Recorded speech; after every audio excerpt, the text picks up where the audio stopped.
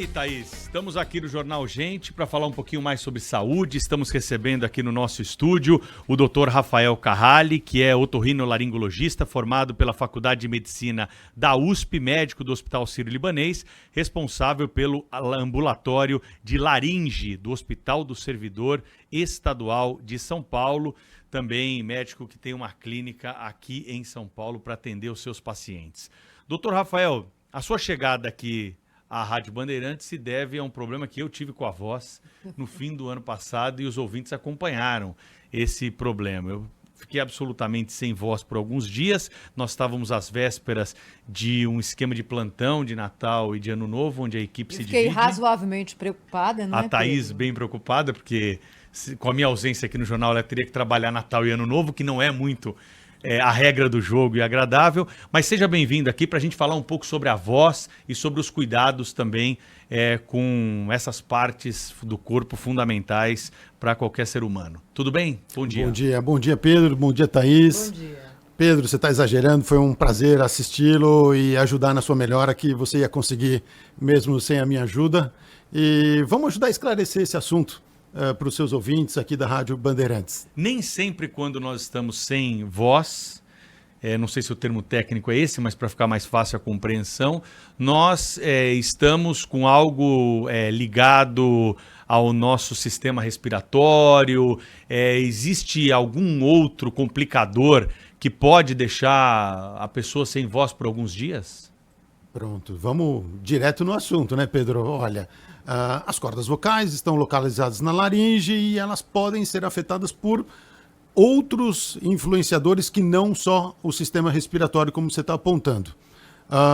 Pneumonia é sistema respiratório, laringe, sinusite, sistema respiratório, mas o assunto é refluxo gastroesofágico, uma acidez que sai do estômago.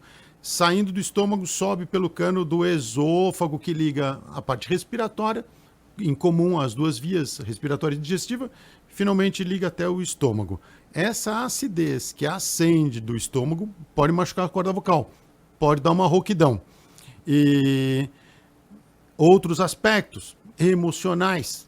A pessoa pode apresentar uma rouquidão com um exame de cordas vocais perfeito, normal, mas acaba não falando adequadamente. A gente chama aí até de disfonia, né? Essa alteração da emissão da voz, sem que tenha realmente nenhum, vamos falar, calo, cisto, pólipo, nenhuma alteração de prega vocal. Então há uma influência emocional que pode estar interferindo na voz e uma influência do sistema digestivo, agredindo também as cordas vocais. E o final é rouquidão sempre. Que coisa, hein? O sistema digestivo tendo influência também. Doutor Rafael, a gente sabe que muitas questões médicas estão ligadas à conjuntura, não é? Então, existem doenças que aumentam de incidência numa determinada época do ano. Hoje existem muitas condições ligadas à saúde mental, cada vez mais debatidas. No campo do senhor, o que é hoje o principal foco de quem trabalha na sua área, que trabalha com voz, enfim, o que mais afeta as pessoas? Não, infelizmente, Thaís, ainda a gente tem assim, um nível de tabagismo e etilismo muito, muito acentuados culturalmente aqui com a gente. Mas então, as pessoas não estão fumando menos? Como médico, ainda vem um volume muito grande de pacientes roucos e com potenciais complicações, aí não só inflamatórias e muitas vezes indo para o lado oncológico, cancerígeno, dando rouquidão e atrapalhando bem a voz desses pacientes. Então, o principal motivo hoje ainda de consulta é tabagismo e etilismo. O senhor já pegou o paciente com problema causado pelo cigarro eletrônico, doutor Rafael? Cigarro eletrônico não, mas eu não me arriscaria a dizer que ele é completamente inócuo, talvez pelo tempo e disposição a um novo dispositivo. Já há algumas informações que na parte pulmonar talvez as partículas sejam menores e agridam regiões mais fundas dos alvéolos pulmonares, mas especialmente em prega vocal ainda não fiz essa correlação. O tratamento para a rouquidão, ele sempre é clínico, ele pode ser cirúrgico? Quais são hoje as opções que estão disponíveis dos pacientes que têm algum tipo de problema dessa magnitude? Várias opções de tratamento. Assim, profissionais da voz falam o dia inteiro, teleatendimento, jornalistas. A primeira hipótese ainda é a do chamado nódulo vocal. Falou bastante, falou intensamente, falou prolongadamente. A corda vocal apresenta lá um espessamento num lugar muito característico e que o tratamento é fonoterápico. Repouso vocal e fonoterapia. Não medicamentoso, não cirúrgico.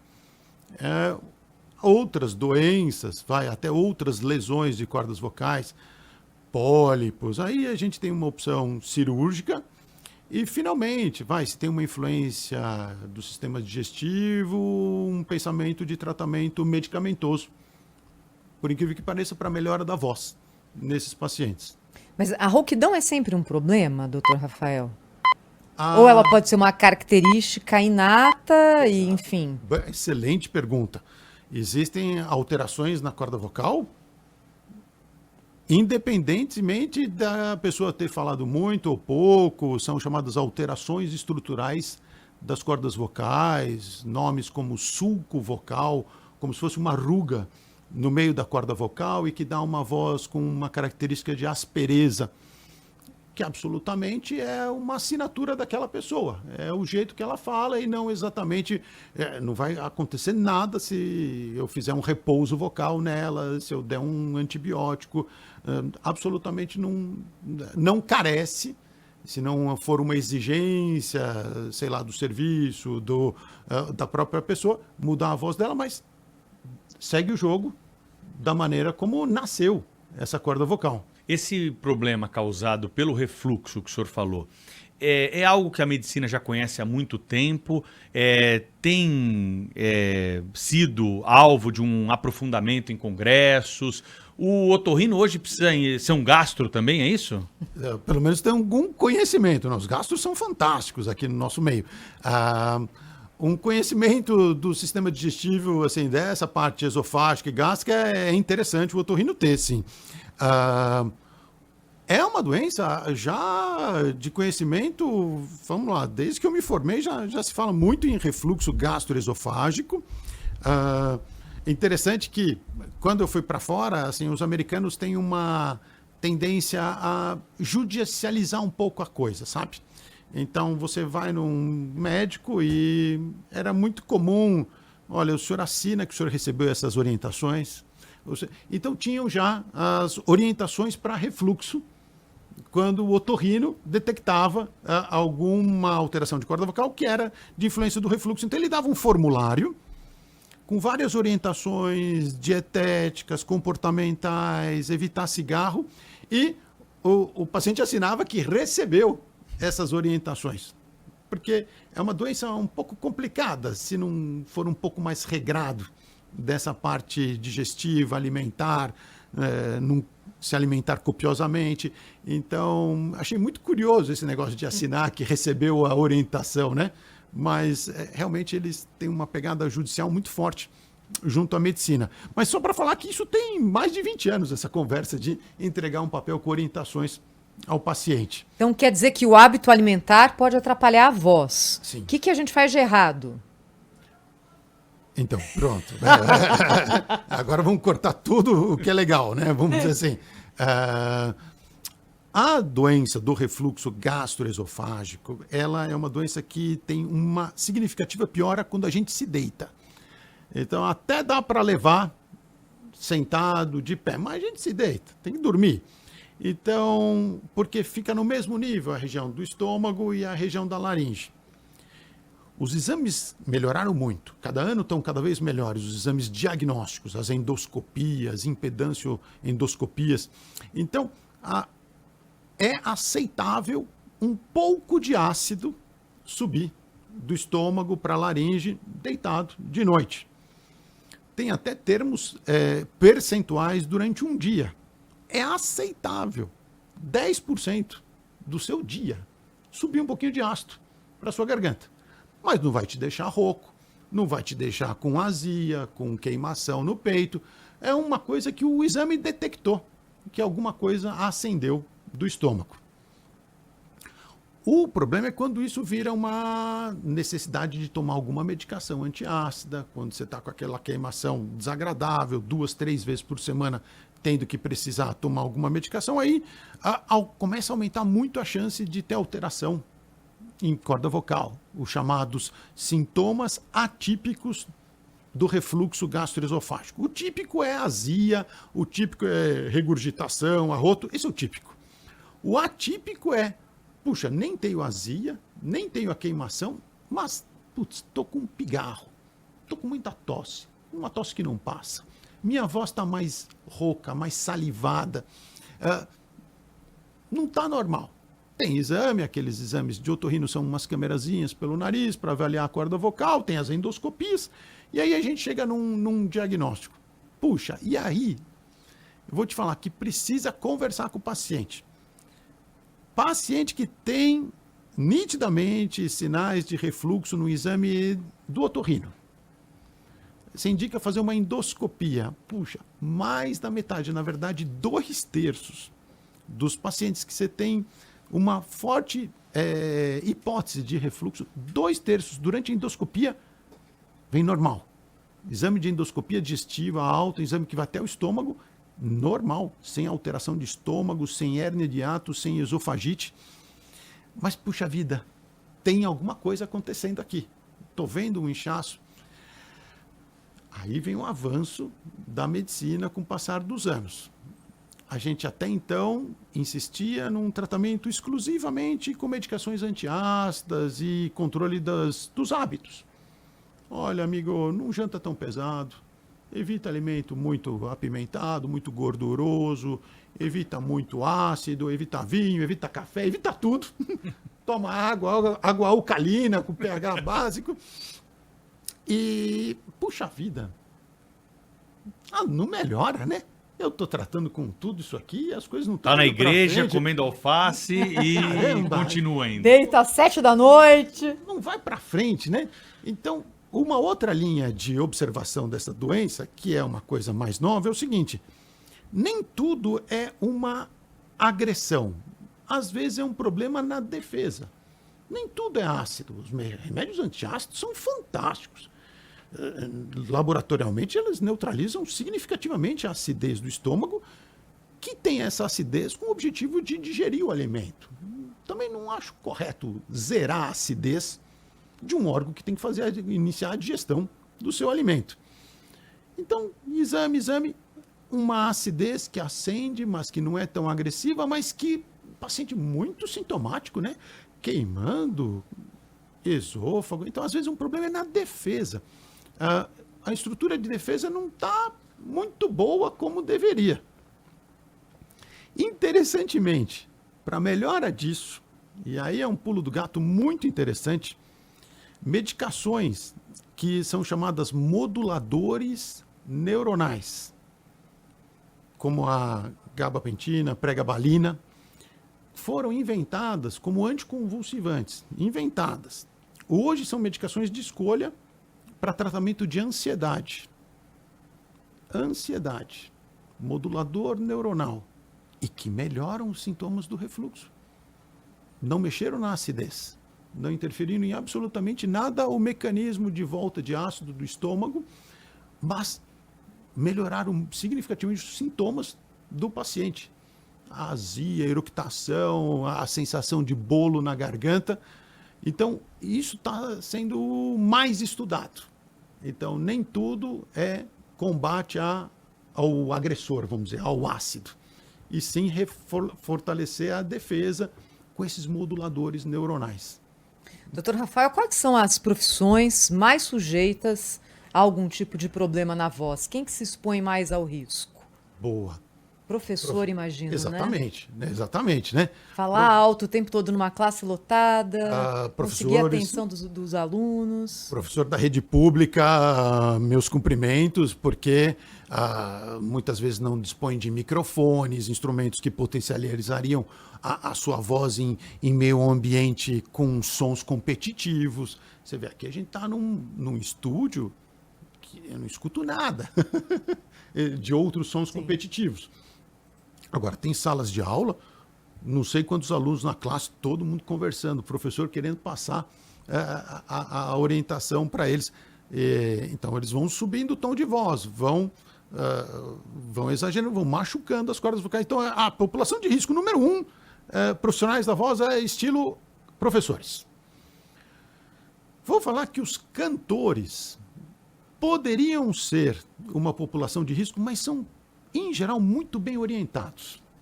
Hoje o mercado de cantor também não está fácil assim, você virar cantor. Então existem fonoaudiólogos junto a esses cantores, profissionais de canto. Então eles poderiam ser uma população de risco. Tem uma orientação maior para usar melhor a voz, né? Que o professor não tem. Que o professor não tem. Mesmo dizendo, vamos dizer assim, um jargão, né? É meu instrumento de trabalho. É meu ganha-pão, a minha voz. Mas um está muito, muito bem orientado, muito bem assistido aos primeiros sinais de falha da voz, repouso vocal, fonoterapia, hidratação adequada, diferente do professor. O professor trabalha na escola municipal de manhã, na estadual à tarde, enfim, à noite ainda manda um bico, fala o dia inteiro. Doutor Rafael, existe um doutor aí na internet que é famoso, né? Que começa com a letra G, e a gente às vezes se socorre a ele. Ele claro é bom, que não é o certo, né? Parece que ele sabe tudo, né, Pedro? Agora botaram umas inteligências artificiais que são boas. Ele, né? São professores dele. Mas nesse período aí que eu fiquei sem voz e fui buscar todo tipo de informação, eu encontrei uma que vai de encontro com o que o senhor falou aqui sobre deitar. Colocar uma tábua de madeira de 15 centímetros. 15 centímetros na cabeceira da cama para que a cama não fique absolutamente reta e tenha um efeito sobre a gravidade. Funciona? Putz, pra caramba. Depende do hábito da pessoa. Assim, não adianta também, né? Tomar todas, comer uma pizza inteira, deitar e querer que a gravidade faça... Aí de pé vai ter refluxo, exatamente. Agora... o refluxo, né, isso que a gente chama escape noturno, inclusive medicações antiácidas, especificamente para serem dadas ao deitar-se, né, para tentar aliviar a acidez que escapa durante a noite. Mas é uma medida válida. Eu acho que e é dessa maneira que você comentou mesmo, Pedro. Elevação da cabeceira da cama, como um todo, elevando o seu tronco e cabeça. Não exatamente botando um travesseiro mais alto. Então, o travesseiro mais alto vai dar uma pinçada aqui, não vai ser o mais certo para evitar a ascensão do ácido do estômago para o esôfago. Existem travesseiros de refluxo, que são uns grandes triângulos, assim, que vão desde o meio das costas até a cabeça, uma rampa mesmo. Ok, é nesse sentido que a gente gostaria da elevação da cabeceira. Agora, a solução de colocar um calço na cama é mais barata, né, Pedro? É mais barata. Um tijolo, uns livros aí que você não lê mais. Não vou só advogar em causa própria aqui, falar de voz, né? Mas nós também temos que falar com o Dr. Rafael sobre ouvido e nariz, porque tem tudo a ver também. Orientações para os nossos ouvintes, os principais problemas. Sem querer puxar meu caso de novo aqui, eu também tive uma otite. Eu tive uma otite, como chama? Externa? Isso. Otite externa aguda. Pronto. Que é a doença do verão. Cachoeira, lá quando eu fui fazer a viagem pro Jalapão. O Jalapão. Eu enfiei a cabeça numa cachoeira e voltei com uma dor de ouvido. Descobri que era uma otite externa aguda. Então, quais são os principais cuidados aí com o ouvido? Pronto. Aí é uma doença bem do verão, assim, as estações do ano dão umas doenças de otorrino bem sazonais, né? O inverno, sinusites, né? Rinites, alergias, e o verão, otites, né? Infecções de ouvido, piscina, praia, água, fica o ano inteiro sem ver aquela água e chega no verão, é o dia inteiro na piscina. Então, muda um pouco, assim, a cera do ouvido, alguns mecanismos de defesa vão embora desse ouvido por água em excesso e acaba facilitando a proliferação bacteriana. É uma infecção de pele isso que você teve. Otite externa aguda é uma infecção da pele do canal do ouvido e a gente acaba tratando com gotas de pingar no ouvido e muitas vezes analgésicos, anti-inflamatórios. Mas é uma doença super prevalente. Durante a vigência da doença até tem uma queda na audição, mas absolutamente não é por nenhuma disfunção mais séria, e sim por um fechamento do buraco do ouvido, e acaba vedando o que potencialmente poderia estar ouvindo. Pode ser uma externa assim tradicional, às vezes tem muita cera no ouvido, acúmulos de cera, aí vem uma água dessas, entope de vez, irrita bastante o paciente, então tem a infecção e um monte de cera junto dentro do ouvido. Aí tem que tirar isso aí. Doutor Rafael, verdade que nós aqui leigos não devemos colocar cotonete no ouvido? Tem muito acidente e, em geral, o cotonete é um instrumento muito grande para o ouvido, para o buraco do ouvido. E potencialmente ele pode, ao invés de remover a cera, empurrar para o fundo. Então, socar o que era a intenção de remover e piorar alguma coisa que estava muito fácil de ser removida, e aí acaba precisando ir num otorrino para tirar essa cera do fundo do ouvido, que pode infeccionar, está escutando menos, está doendo. Nariz, lavagem do nariz, soro fisiológico, tem algum outro cuidado que deve ser observado? Então, o soro fisiológico é muito interessante. Cidades poluídas como São Paulo, a gente inala fumaça, sujeira o tempo inteiro. Então, mesmo que você não seja uma pessoa alérgica, eu tenho alergia a pelo de cachorro, ácaro, São Paulo tem muitos irritantes no ar. Então, mesmo pessoa normal, a gente inala 24 horas um ar não adequado para ser respirado. O soro vem com essa função de lavar essa mucosa nasal, tirar esses fatores irritantes que poderiam gerar uma rinite chamada não alérgica, irritativa do nariz. E dessa rinite, finalmente, um edema dessas mucosas do nariz poderia obstruir alguns ósseos de drenagem, chamados seios da face. Esses ósseos obstruídos desses seios da face fazem uma sinusite. Então, a evolução do problema que poderia ser evitado limpando bem o nariz. Tem várias soluções hoje no mercado, tem umas soluções chamadas hipertônicas. Então, o soro fisiológico é 0,9%, uma função puramente de lavagem do nariz. Essas soluções hipertônicas têm um intuito assim de desidratar, tirar o edema dessas mucosas que estavam edemaciadas, inchadas, e tem o seu papel, sim, num alívio de sintomas nasais, desobstrução nasal, e limpando, por fim, passando um soro na mucosa nasal, essa sujeira toda que a gente respira. Muito bem, recebemos aqui no Jornal da Bandeirantes Gente o Dr. Rafael Carrali, médico otorrinolaringologista, formado pela Faculdade de Medicina da USP, médico do Hospital Sírio-Libanês, responsável pelo ambulatório de laringe do Hospital do Servidor Estadual de São Paulo. Muito obrigado pela presença, até uma próxima oportunidade aqui na Rádio Bandeirantes. À disposição, me convidem quando quiserem. Obrigada, doutor Rafael. Um abraço. Até a próxima. Até logo. 10 horas.